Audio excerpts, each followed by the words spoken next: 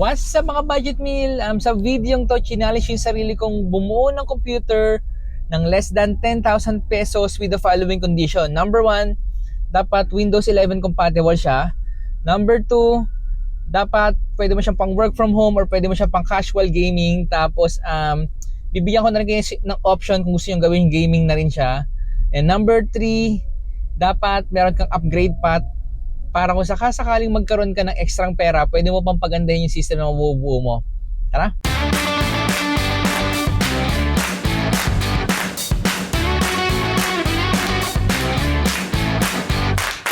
Bago tayo mag-start, gusto ko malaman yung katakot-takot na market study yung ginawa ko.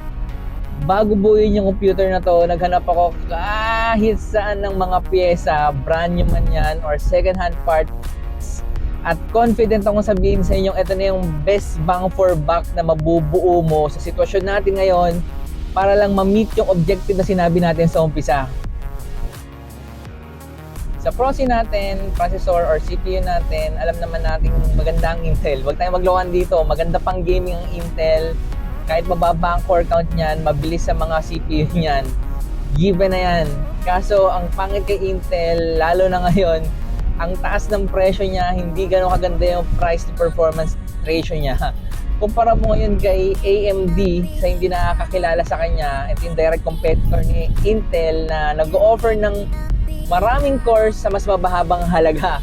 Popular to sa mga streamer, saka mga mahilig kumuha ng workstation, kaya pinili natin yung AMD natin ngayon sa processor. Ang popular CPU ng AMD ngayon, yung Ryzen series nila,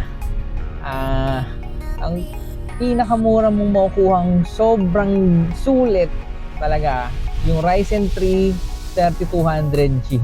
Kaso ang presyohan niya ngayon naglalaro sa 6,000 to 7,000 depende sa seller. Kung yun ang bibili natin 70% agad ng budget natin kinain na. Ang next option ngayon, meron silang budget meal na mga CPU. Ito yung Athlon series nila, yung 200GE saka 3000G. Nasa 4,000 din yun. So hindi pa rin no? Pero may nilabas naman si AMD na budget meal na CPU para sa AM4 sa akin na ginagamit nila ngayon. Ito yung 7th gen na A-series pati Athlon nila. Kahit ano sa dalawa pwede mong bilhin. Yung A-series naglalaro siya sa 3,000 to 4,000 to 6,000. Depende na lang sa seller. Pero maganda dito, meron na siyang integrated graphics, meaning yung graphics processing units niya or GPU niya or video card niya nakalagay na sa CPU. So pag ginamit mo siya, rekta na, hindi mo na kailangan ng GPU para mapagana yung system. Yung Athlon X4 series naman na pinili ko, ito Athlon X4 950 to, mas malakas to compared sa A series pero walang integrated graphics siya, kaya kailangan mong bumili ng dedicated GPU para lang mapagana yung system. Kaya ko to pinili kasi makakuha ka nito from 1,100 to 1,700 kaya nakaka-tempt masyado. Sa cooler, dahil walang kasamang cooler yung CPU na binili natin, pinili ko tong Deepcool Ice Edge Mini FS version 2. Nagkakahalaga ito ng 300 to 400 pesos. Masyado na siyang mura para sa design niya. Pero pag tinignan mo naman, chunky siya. Tapos meron ka ng 80mm na fan. And then, pag tinignan mo, meron ka na rin nakalagay na thermal paste dito. Kaya hindi ka nalugi sa gantong presyo. Sa motherboard natin, ang compatible na chipset sa CPU natin na may upgrade path ay yung A320. Ang nakuha ko dito, gigabyte to, 3,000 to pag brand new, na-chambahan ko ng 1,650 use, pero halos parang bagong-bago pa, 'di ba? Ang isa sa maganda sa board na to, supported nito hanggang Ryzen 3000 series, which is good kapag nagkaroon ka ng pera, gusto mo mag-stream, gusto mo mag-game, gusto mo mag-video editing, gusto mo gawing workstation to, walang problema. Isa pa sa maganda dito, meron kang apat na USB 3.0, tapos kung sakasakaling APU ang gusto mong upgrade sa next time, meron kang DVI, meron kang HDMI, meron kang ring VGA, kaya wala ang problema sa monitor. At ang isa pa, supported nito yung PCIe Gen 3 at meron ka na ring M.2 slot. Sa GPU, marami tayong option. Kung sakasakaling magma-Microsoft Office ka lang, konting YouTube, konting Facebook, pwede ka nang kumuha ng GT210 or GT220. Nagkakalaga to ng 500 pesos sa Shopee at sa Facebook. Okay na yon. Kung sakasakaling medyo sabi mo gamer ka, from medium to high settings kaya depende sa laro, pwede kang kumuha ng GTX 750 Ti or 750 Ti. Goods na yon, kaso ang problema mo nasa 3,000 to 4,000 pesos. So kung kaya ng budget mo mag-extend yon, pero kung gusto mo talagang pure office lang, mag-stick ka lang sa GT210, kaya nyo na rin naman yung dual monitor, kaya makapag-multitasking ka na for your office use. Memory or RAM kung tawagin natin, kumuha ako ng dalawang 4GB na 2400 MHz since ayun yung supported ng CPU natin. Tapos dahil work from home lang naman or light gaming, okay na yon, pero pwede ka rin naman kumuha ng dalawang 8GB para maging 16GB, which is good for gaming na. Sa storage, medyo thunders na yung paggamit ng hard drive. Ang ginagawa na lang sa hard drive ngayon, ginagawa na siyang backup or save ng mga files, programs, games. Ang ginagamit na ngayon sa pag-save ng OS natin ay SSD. Itong SSD na to, Teclas SSD to, nakuha ko siya ng 1,000 pesos para sa 256GB. Kaya ito yung napili ko sa build natin.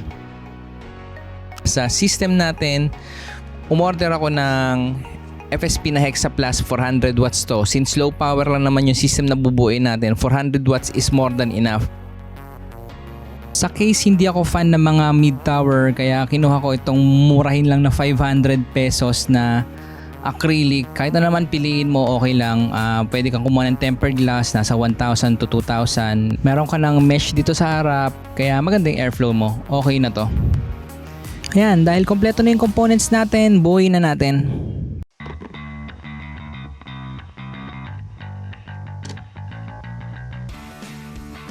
Okay, ito na yung summary ng presyo ng mga parts na ginamit natin sa ating build. Umabot din tayo ng kulang-kulang 7,500. Kung sakasakaling may budget ka na 10,000, meron ka pang sobrang 2,500 na pwede mong gamitin pambili ng mouse, keyboard, monitor. Saka kung gusto mo na din lagyan ng wifi yung build mo, maglalagay ako ng YouTube card dyan para magkaroon ng wifi yung PC mo. Check mo na lang, baka makatulong sa'yo. Na stress test ko na tong system natin sa Windows 10 saka Windows 11 at wala naman akong nakitang issue. Sinubukan ko na rin yung pang games, pero dahil medyo mahina yung GPU natin, ang kaya lang ng system natin ay mga lumang laro. Tapos sa mga modern games naman, yung mga hindi ganon ka-demanding na laro katulad ng Valorant, CSGO, Dota 2. Kung sakasakaling gusto mong gawing gaming PC yung build mo, ang gagawin mo lang naman, dalawa yung option mo. Number 1, palitan mo yung CPU mo ng Ryzen 3 3200G, tapos tapo mo na yung GPU mo na GT220.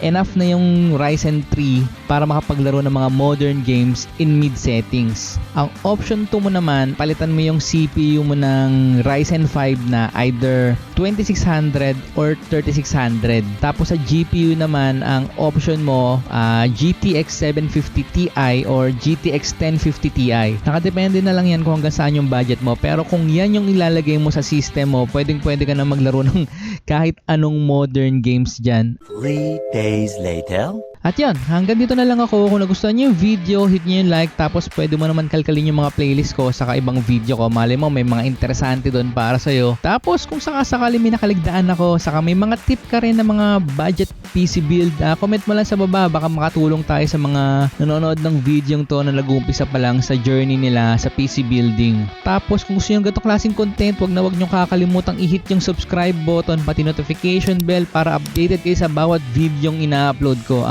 Masipag ako mag-upload, promise, nag-umpisa pa lang ako eh. Muli ito sa Boy Budget Mill, providing you with budget solutions to your gadget problems. Kita tayo sa susunod kong video. Paalam!